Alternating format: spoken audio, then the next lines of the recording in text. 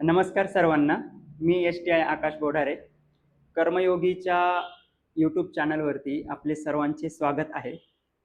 आज आपण या ठिकाणी एका विषयावर चर्चा करणार आहे, ती म्हणजे आपली ग्रुप बी प्रिलिम्स एक्झामिनेशन 2026, जी की होणार आहे 14 जून रोजी.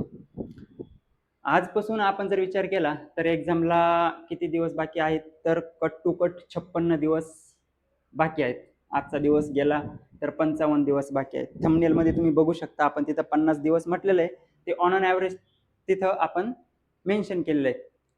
तर ह्या 50 दिवसांमध्ये आपल्याला प्रिलियम्सची तयारी करताना फायनल टच कसा द्यायचा, मी काय केलं होतं, कोणकोणत्या विषयांना, सर्व विषयांना हात कसा घालायचा आणि एकंदरीत रिव्हिजन कशी करायची किंवा स्ट्रॅटेजी काय ठेवायची, याबद्दल आपण डिस्कशन करणार आहोत आजच्या या लेक्चरमध्ये.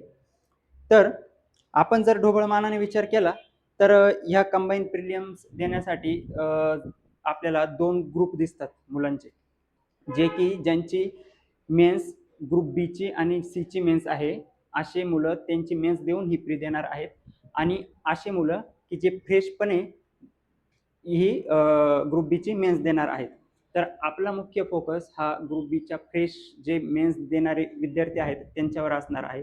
जे ग्रुप बी आणि सीच्या मेन्सला आहेत त्यांनी प्रिलियमचा सध्या कोणताही विचार न करता त्यांच्या मेन्सवरती फोकस केला पाहिजे. पेपर 1 लँग्वेजचा, पेपर 2 GSचा, त्यावरती फोकस केला पाहिजे आणि त्यानंतर त्यांनी मेन्सचा 26च्या प्रिलियमचा अभ्यास केला पाहिजे. तर आपण आज मुख्य दृष्टीने जे फ्रेशर मुलं आहेत 26ची प्रिलियम्स देणारे त्यांच्याबद्दल बोलूया. त्यांनी काय केलं पाहिजे ह्या येणाऱ्या 50 ते 55 दिवसात. ओके, चला. तर सगळ्यात महत्वाची गोष्ट,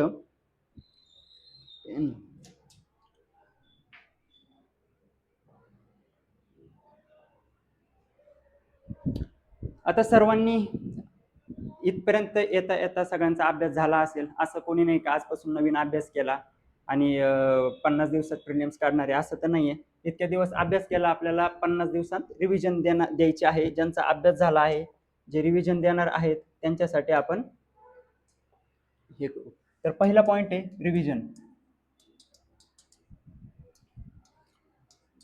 रिव्हिजन देताना जर आजपासून आपण विचार केला, 56 दिवसांचा आपले टोटल सब्जेक्ट आहे 7, तर ॲव्हरेज विचार केला तर एका सब्जेक्टला फक्त 8 दिवस भेटतात आजपासून विचार केला तर.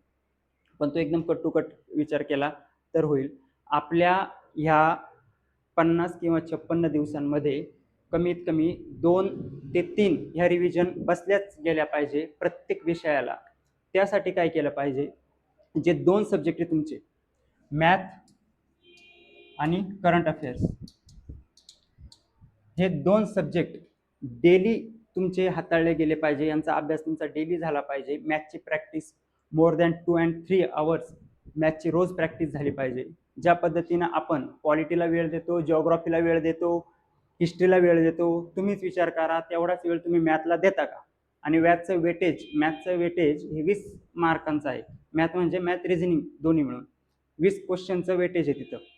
तर ह्या 20 क्वेश्चनसाठी आपण किती मोठ्या प्रमाणात मेहनत केली पाहिजे याचं गांभीर्य सगळ्यांनी लक्षात घेऊन मॅथ हा दररोज सगळ्यांच्या, म्हणजे जो तुम्ही सब्जेक्ट घेतात त्याच्या पॅरलल मॅथ चालला पाहिजे.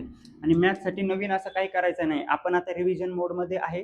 ग्रुप बी आणि ग्रुप सी प्रिलियम्सच्या मागच्या सगळ्या 2020 नंतरच्या क्वेश्चन पेपर काढायच्या आणि त्या क्वेश्चन पेपरचे सगळे PYQ परत परत सॉल्व्ह करायचे. जे PYQ तुम्हाला येत नाही त्याच्या आजूबाजूच्या कन्सेप्ट व्यवस्थित क्लिअर करून त्या कन्सेप्ट क्लिअर करत चालायच्या, कारण तेच प्रश्न व्हॅल्यू बदलून परत परत रिपीट होत असतात. आणि दुसरी गोष्ट झाली करंट अफेअर्स. करंट अफेअर्स जे लेटेस्ट मॅगझिन आतापर्यंत आले आहेत ते सगळे लवकरात लवकर उपलब्ध करून ते वाचण्याचा लगेच प्रयत्न केला पाहिजे, कारण जेणेकरून तुम्हाला एक्झामच्या आदल्या म्हणजे एक्झाम लगतच्या वेळेमध्ये पटापट याला रिव्हिजन देता येईल.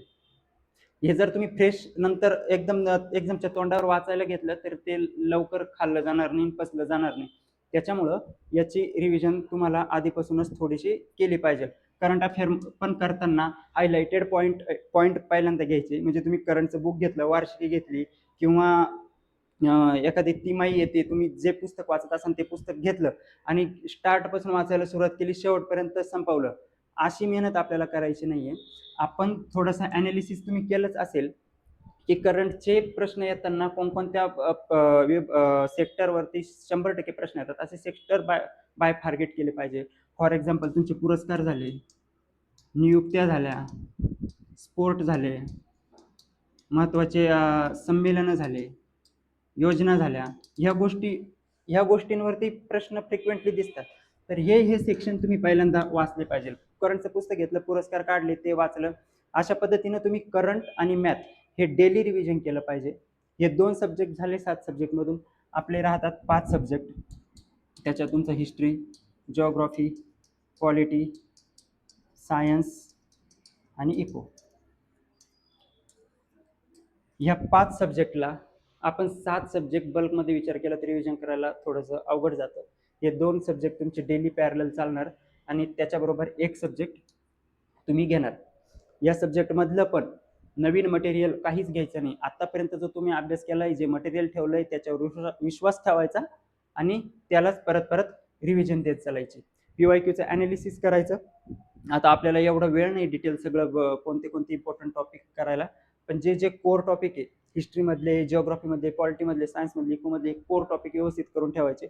फॉर एक्झाम्पल थोडक्यात सांगायला गेलं तर हिस्ट्रीमध्ये धार्मिक सुधारणा चळवळी झाल्या, तुमचे समाजसुधारक झाले, वृत्तपत्र झाले, यासारख्या महत्त्वाच्या गोष्टी. जिओग्राफीमध्ये तुमचा फिजिकल जिओग्राफी, नद्या, डोंगर, पर्वत, अभयारण्य, वने, खनिजे ह्यासारख्या गोष्टी.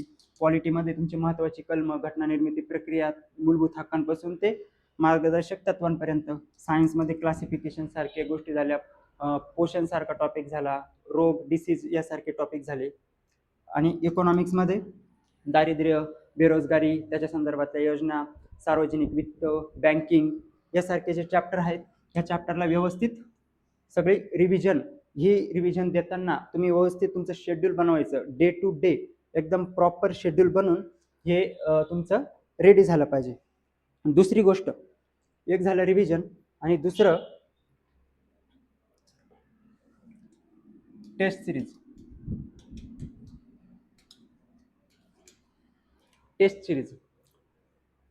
टेस्ट सिरीज पण तुमच्याकडून दररोज ॲव्हरेजली 1 टेस्ट सिरीज सोडवली गेली पाहिजे. कोणती पण टेस्ट सिरीज अवेलेबल करा टेलिग्रामवरती, कोणत्या पण क्लासेसची, आपल्या क्लासेसच्या पण अवेलेबल आहे. त्यांची हार्ड कॉपी काढा आणि ती वेळ लावून दररोज सोडीत जा. त्यामध्ये टेस्ट सिरीज सोडवताना आपला ॲटिट्यूड हा मॅक्झिमम अटेम्प्टचा असला पाहिजे.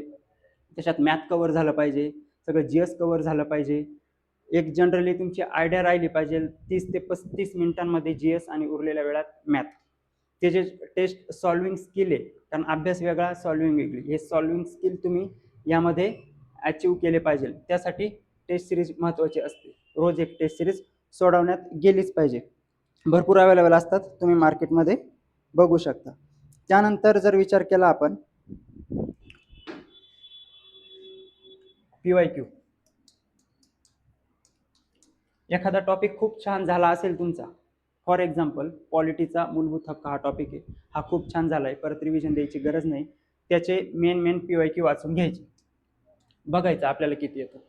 PYQ बघायचे, पूर्ण टॉपिक वाचत बघायचा नाही. PYQ बघताना पण फार 1857चे PYQ पासून नाही सुरुवात करायची. मोस्टली 2020 नंतरचे PYQ आणि ग्रुप बीचे मेन्सचे फक्त सिलेक्टेड PYQ बघायचे. खूप जास्त PYQ बघत बसायचे नाही. आपल्याकडे खूप PYQ अवेलेबल आहे, पण आपण टार्गेटेड PYQ बघायचे, सगळ्या गोष्टीची बघायचे नाही. PYQचा सगळ्यात फायदा तुम्हाला इको आणि हिस्ट्रीमध्ये होतो. या विषयांचे व्यवस्थित PYQ करा, कारण PYQ रिपिटेशनचं प्रमाण या विषयांमध्ये खूप सारं दिसतं. त्याच्यानंतर आपण पुढचा एक गोष्ट आहे ती म्हणजे रट्टा मारणे, पाठांतर.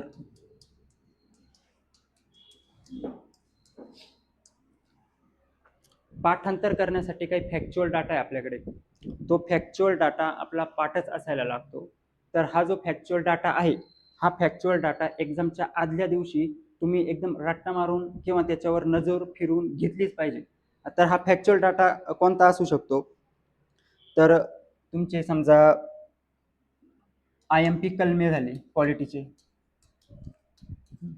त्याच्यानंतर इकॉनॉमिक्समधली दारिद्र्याची आकडेवारी, लोकसंख्येची आकडेवारी, बजेटचे आकडे,